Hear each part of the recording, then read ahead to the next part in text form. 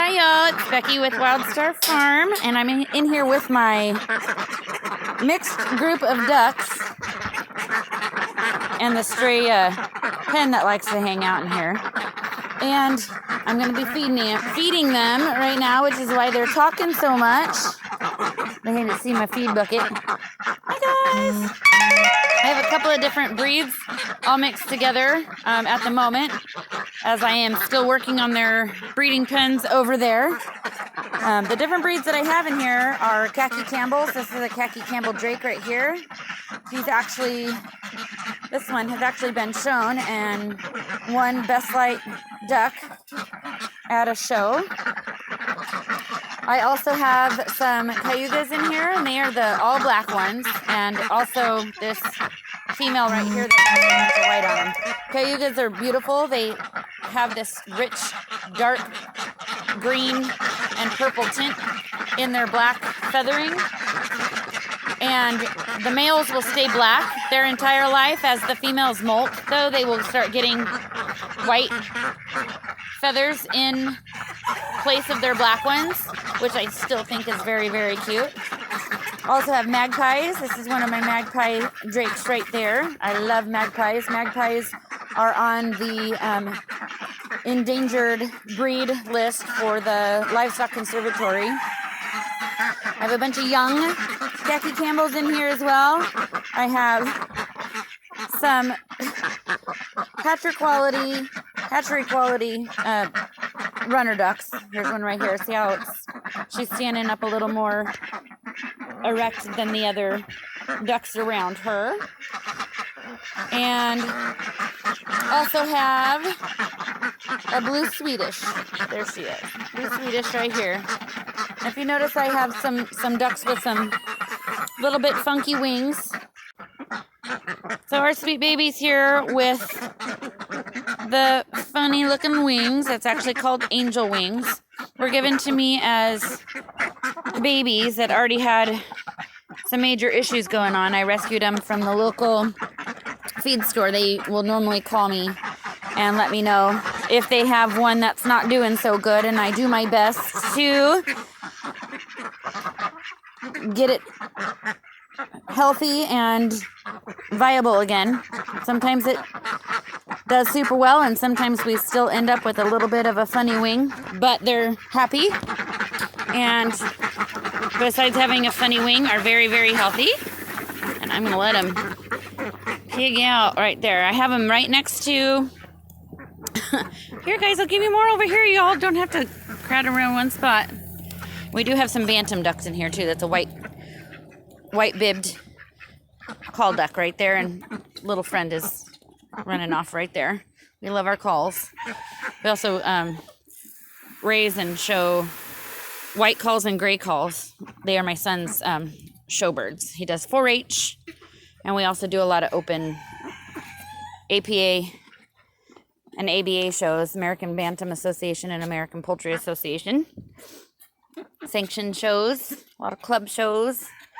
We haven't been able to show a lot this year. Actually, he's shown twice. We've only got to show one time because of the outbreak of Newcastle's in Southern California is affecting everybody, even up here in Northern California. But we were grateful to at least go to one show. And my son did really well at both of his too. He champion bantam duck with his white calls at both shows, which is awesome. So if you notice here, I do use kiddie pools still. I have this one on a slant because it's broken on this side. Notice that it's empty. This one needs to definitely be dumped. This is only about 2 days worth of yuck and mud.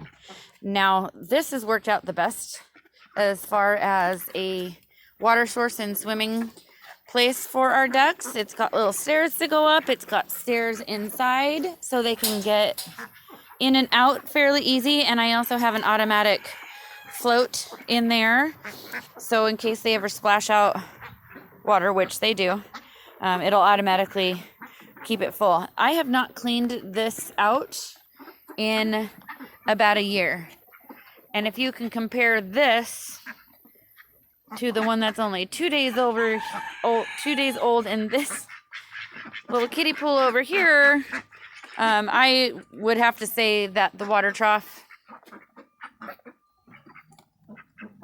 water trough works tremendously better as far as a water source and a swimming bathing location for the ducks. So I will go ahead and clean these out and have them just in case the ducks want an extra place to swim. I most likely should get another tank and an automatic float. As far as labor intensive chores, I'll go with the tank any day. And I notice I always feed them right near their water. Ducks actually need to have water present for them to eat. If they don't, they can't swallow their food. So they'll keep going over here. And even with them drinking and eating, this water trough stays a whole lot cleaner than those kiddie pools. I will dump it every now and then. Like I said, it's been about a year. It's probably about time to do it. Has algae growing in it, which is just fine. Tempted to even go ahead and get a couple of feeder goldfish that'll either keep the mosquitoes down or there'll be little snacks for the ducks. But I definitely prefer them over the kiddie pools, which have to be dumped and cleaned out pretty much on a daily basis. It's pretty terrible. What I have for their shelters are just 55-gallon plastic drums.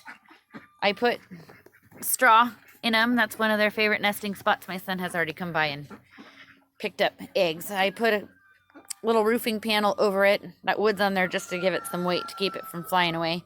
So they have a place to go and to get away from hawks. They also have some natural protection from the trees that are on here. We are in a man-planted eucalyptus grove here in Northern California. So the trees give them shade and give them protection from predators such as hawks. But I also give them the barrels so they can lay if they want to inside something. Normally they'll lay in the mud down in the mud past the water troughs, but they do use the barrels as well. But I give them protection from the weather too. But most ducks, even when it rains, prefer to be out in the water. What about this? What is that? Oh yeah, and my son wanted me to point out that they love their little ramp. If you can tell by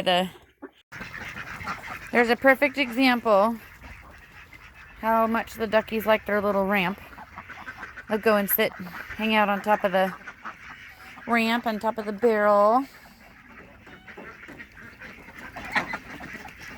So you might be going for a bath, swim. Maybe not.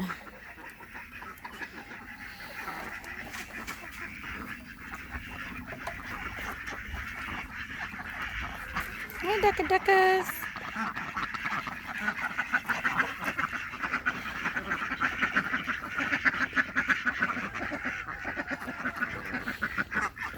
It's funny, all the khaki camels are right there.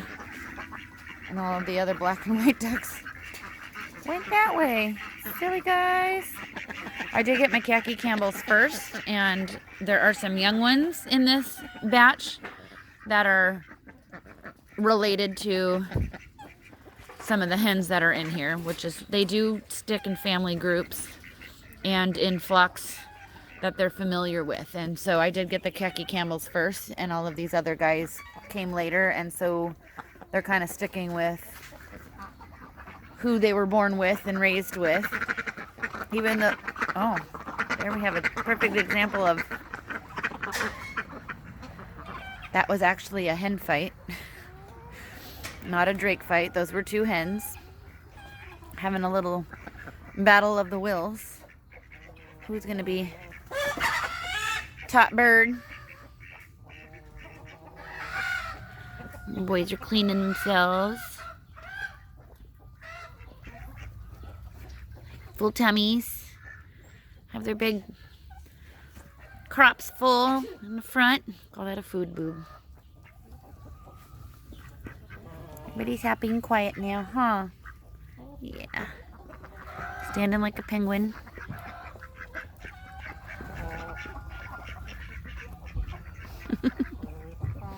What are you doing, girlfriend? You only have one leg? She says, I'm comfy. Resting my leg. Yeah.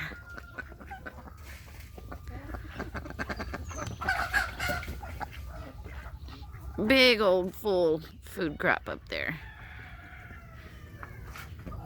That big bulge in the front is their crop, and it's all full of food because they just all ate. I'm pretty happy campers now. Little ducka. These two are both magpies sitting right here. I love my magpies.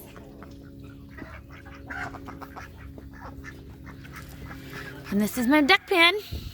And I think the last time I counted, I believe I had 35 ducks.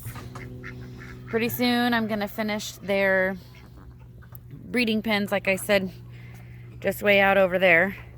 And I'll separate the khaki Campbells from the magpies. And then probably have a mixed flock of the remaining cayugas and the Swedish and the blue runner duck. I will be getting hopefully some show quality cayugas pretty soon, and they'll go into their own breeding pen. I also do have white crested ducklings, 3 females and a male, currently in the house, and a brooder, and they'll eventually get their own breeding pen as well with their own pool, all fenced off. And if you notice, my fence line is actually pretty low, and the chickens can fly in and out. Technically, yes, these ducks can fly. I do not clip their wings. I just secure the lower portion of the fence so predators can't get in and get them, but they're pretty happy to just hang out. I do let them out occasionally to free range. They do not tear up a garden like chickens do, and they're really good at eating slugs and bugs in the garden, and they will not tear it up and do all the scratching of the ground and annihilating of plants that chickens do. Chickens and gardens do not go well together. Their compost and manure is phenomenal, but their feet are detrimental. I use my chickens a lot in composting because they'll actually flip and switch my compost for me, but they're not so good on an actual garden space. But I do let these ducks free range every once in a while and go out to the grass. We do bring them grass clippings. Also, I'll pull weeds and bring them a whole wheelbarrow full of weeds, or we give them grass clippings. We use no chemical pesticides or fertilizers here, solely because our chickens do free range. We do free range our ducks occasionally, and we also give the chickens and ducks all of our grass clippings and weed pullings and whatnot. So we do not like them to have any sort of chemicals on them whatsoever, because we give them back to our flocks. So that is the grand tour of the Duck Palace. Thanks for watching. And if you like our videos or want to see more about Wildstar Farm and the things we're up to, you can go ahead and click the subscribe button and the like button down below, and come on back and watch another one.